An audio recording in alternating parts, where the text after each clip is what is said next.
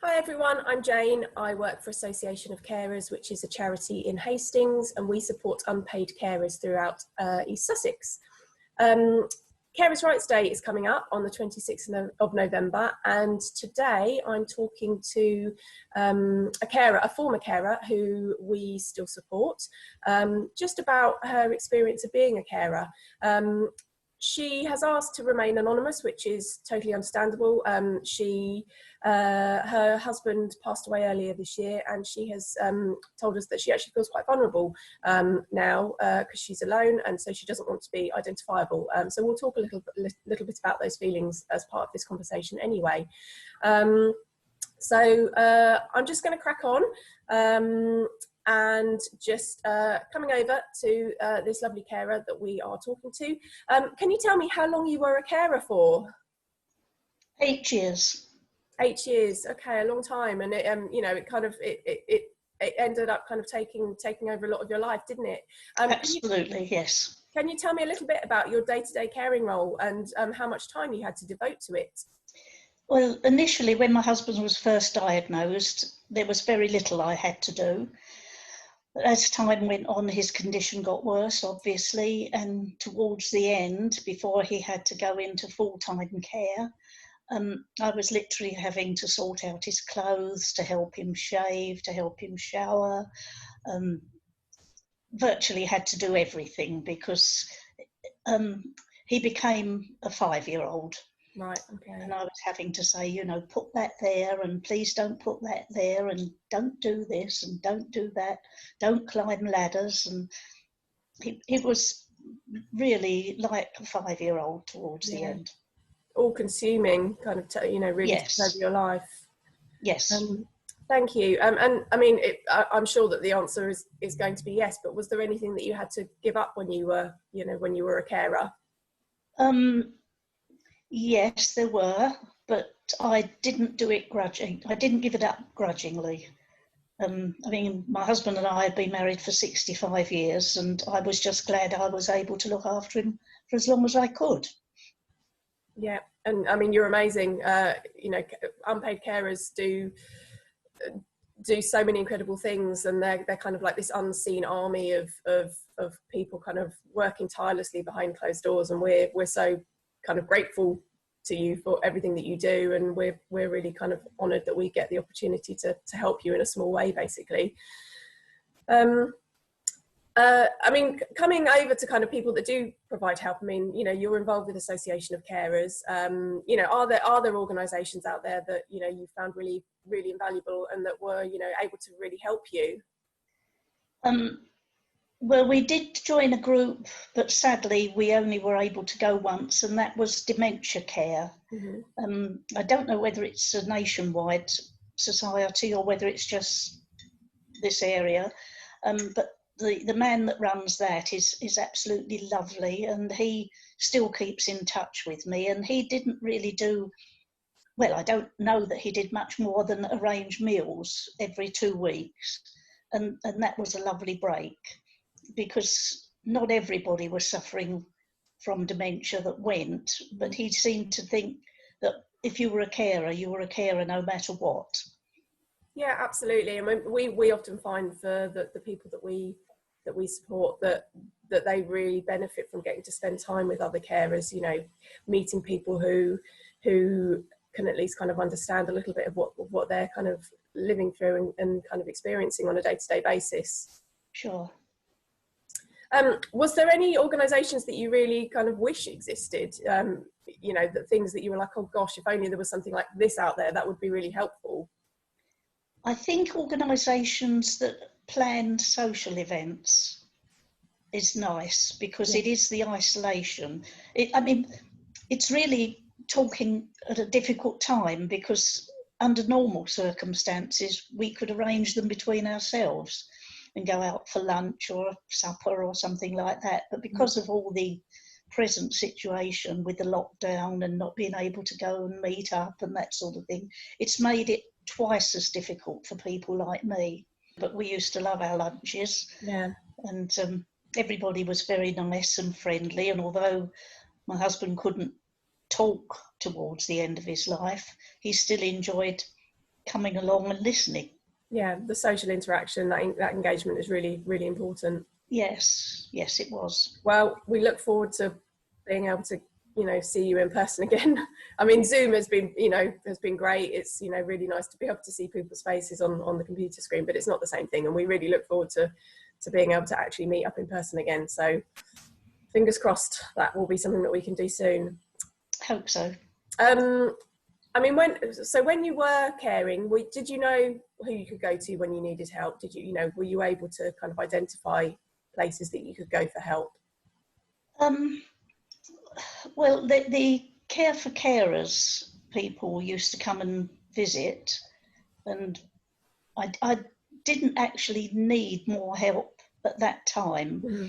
But then when my husband was taken ill, he was taken into hospital, and from there transferred into a nursing home and then a care home. Mm-hmm. So I didn't have to make any decisions. It was taken out of my hands. Yeah. I was just informed that he was to be discharged from the hospital into a nursing home. Right. So then I really didn't need much more support. The worst bit was not being able to see him. Yeah, of course. Yeah, So, no, that was really, I remember at the time kind of, you know, hearing that you were in that situation, that you weren't able to see him, and it was really heartbreaking. it was. Yeah, oh, bless you. I mean, you've talked to me and you've told me now about how you feel quite vulnerable, kind of being by yourself. When you were caring, did you ever feel lonely then? Yes, I did. Sorry, Joe. No, don't apologise at all. It's a really difficult conversation to be having, and it's really understandable that you know, I'm asking you to talk about some really difficult things. So No, it's okay. It's okay. I agreed to do it. Carry on. yeah, are you sure? Are you okay to? Do you want? Yeah. Okay. Yes, you do feel lonely, because although the body of the person is there, the character of the person isn't. Mm-hmm. And so you didn't feel as isolated as we feel now, or as I feel now, and I'm sure others in my position feel the same. But it was lonely because there was no conversation. Yeah. And so, I mean, that kind of, you know, harks back to what we were just saying about why the kind of the social get-togethers were really important, because yes, you could get that interaction, but also probably share, you know, people that you were talking to at the get-togethers were probably experiencing something very similar as well. Oh, I'm sure. Yes. Do you think there needs to be more support out there for carers? I would say yes, but I don't know in which way.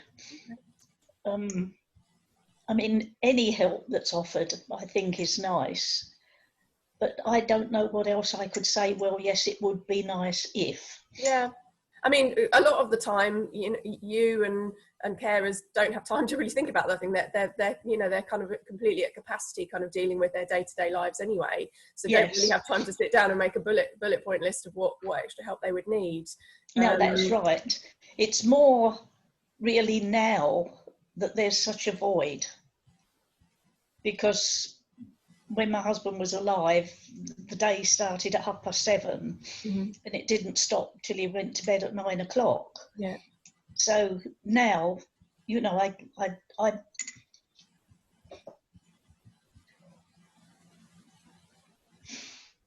I sort of feel sometimes,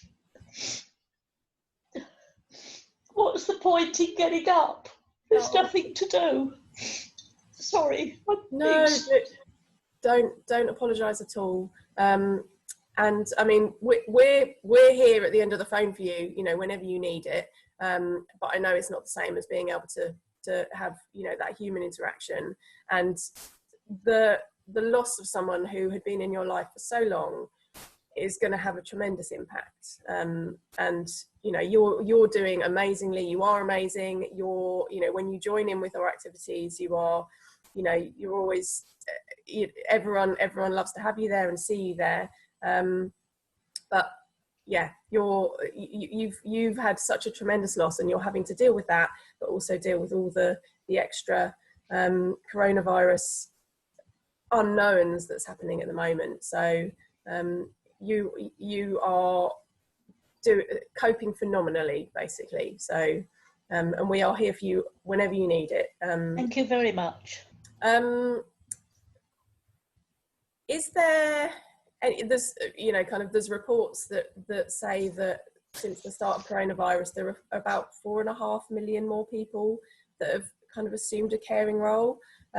Is there anything that you would like to say to other carers or to a new carer, with your experience? Yes, and it probably will sound funny. If you shout at somebody who's got dementia, you'll feel terrible regrets about it, and you'll kick yourself because you've done it, but you have to. I did speak to my doctor once because I'd shouted at my husband because he'd done something particularly silly. And I said to my doctor, I feel dreadful because I shouted. And he said, if you feel you've got to shout, you shout, because in a few minutes he will have forgotten. But if you keep bottling it up, you will be ill.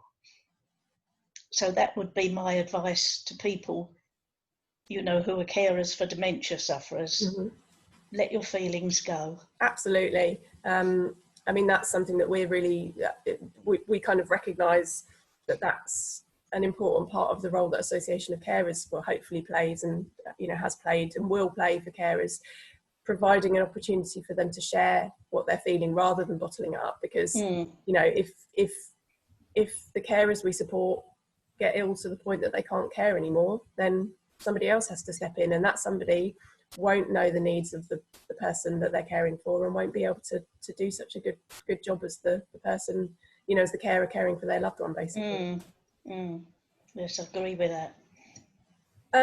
Okay, well, thank you so much for being willing to come and have a conversation with me. It's a really difficult thing to talk about. Is there anything else you want to say, or anything else I can do? I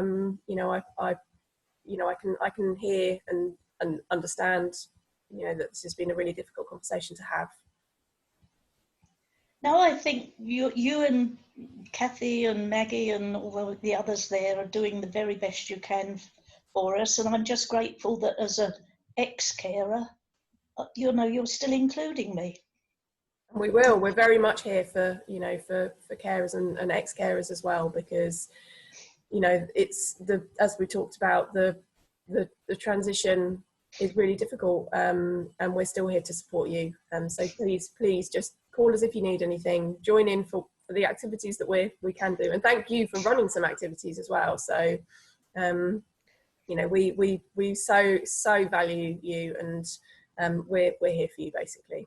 Okay, Jane, thank you very much indeed. Thank you for talking to me. Okay, take care and keep well. Yeah, you too. Bye-bye. Bye. Bye.